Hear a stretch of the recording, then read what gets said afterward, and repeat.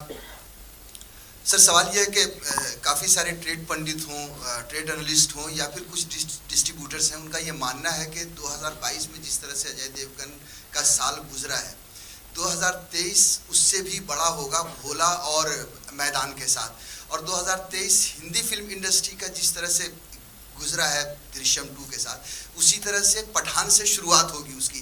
आप क्या मानते हैं इन तीनों फिल्मों को लेकर, आपके लिए या हिंदी फिल्म इंडस्ट्री के लिए जिस तरह से? सिर्फ मेरे लिए नहीं, जब दृश्यम भी रिलीज हुई और जब सुपर हिट हो गई तो मैं लोगों से यही कहता था कि ऐसी और 3-4 फिल्में हमारी इंडस्ट्री में चाहिए, सुपर हिट हो रहा लगातार, ताकि एक जो पैंडेमिक के बाद एक जो ठंडा हो गया था मामला, ऑडियंस को एक फिर से एक मज़ा आना शुरू हो और थिएटर में आने की आदत पड़े। तो लेट्स कीप फिंगर्स क्रॉस। मैं तो चाहता हूँ कि जो फिल्म रिलीज हो सुपर डुपर हिट हो, ताकि ये पूरी इंडस्ट्री एक ही है। एंड अब जैसे पठान रिलीज हो रही है एंड हम जो भी सुन रहे हैं एडवांस पठान का इतना फैंटास्टिक आज तक कभी हुआ नहीं। सो मैं दिल से बहुत खुश हूँ और मैं सभी को यही कहता हूँ कि I think we should be very very happy for this.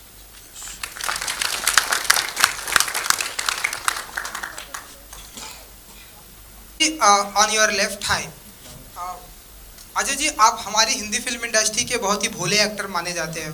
लोग ऐसा कहते हैं कि आप कभी कोई अपनी स्पॉटिंग नहीं कराते, आप कभी कोई कंट्रोवर्सी में नहीं फंसते, तो इतने भोले क्यों हैं आप? इतना ऐसा माना जाता है।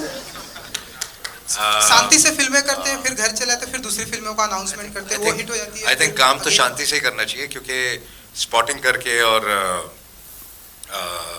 कंट्रोवर्सी क्रिएट करके आई थिंक कोई लंबा नहीं चलता। आई थिंक थोड़ी देर शायद थोड़ा चल जाए, बट चलता आदमी सिर्फ काम से है। और अगर आपका काम ठीक हो तो फिर आपको खुद बोलने की कोई ज़रूरत नहीं है। लोग कहते हैं अच्छा है या बुरा है, and this is what I believe in. तो आप अपने काम में ध्यान दीजिए। और हमारी अपनी लाइफ में इतना सारा काम है, इतनी सारी तकलीफ़ें हैं, इतनी सारी प्रॉब्लम्स हैं। दूसरों की लाइफ में घुस के उनके बारे में सोचना, उनके बारे में बातें करना, आई थिंक बेकार है, बहुत बेकार चीज़ है। सर सवाल यह है कि काफ़ी सारे ट्रेड पंडित हों, ट्रेड एनालिस्ट हों या फिर कुछ डिस्ट्रीब्यूटर्स हैं, उनका ये मानना है कि 2022 में जिस तरह से अजय देवगन का साल गुजरा है, 2023 उससे भी बड़ा होगा भोला और मैदान के साथ। और 2023 हिंदी फिल्म इंडस्ट्री का जिस तरह से गुजरा है दृश्यम 2 के साथ, उसी तरह से पठान से शुरुआत होगी उसकी।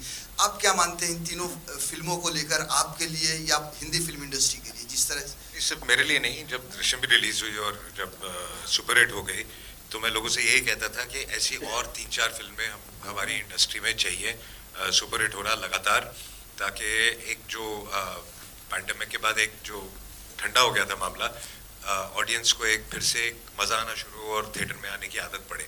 तो लेट्स कीप फिंगर्स क्रॉस। मैं तो चाहता हूँ कि जो फिल्म रिलीज हो सुपर डुपर हिट हो, ताकि ये पूरी इंडस्ट्री एक ही है। एंड अब जैसे पठान रिलीज हो रही है एंड हम जो भी सुन रहे हैं एडवांस पठान का इतना फैंटास्टिक आज तक कभी हुआ नहीं। सो मैं दिल से बहुत खुश हूँ और मैं सभी को यही कहता हूँ कि I think we should be very very happy for this.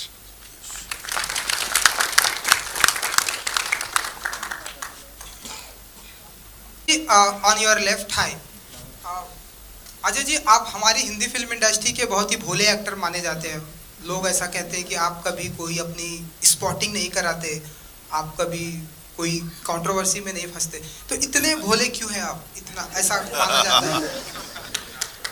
शांति से फिल्में करते हैं, फिर घर चले आते, फिर दूसरी फिल्मों का अनाउंसमेंट करते हैं, वो हिट हो जाती है। आई थिंक काम तो शांति से ही करना चाहिए, क्योंकि स्पॉटिंग करके और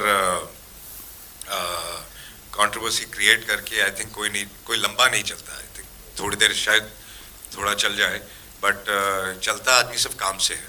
और अगर आपका काम ठीक हो तो फिर आपको खुद बोलने की कोई ज़रूरत नहीं है। लोग कहते हैं अच्छा है या बुरा है, and this is what I believe in. तो आप अपने काम में ध्यान दीजिए।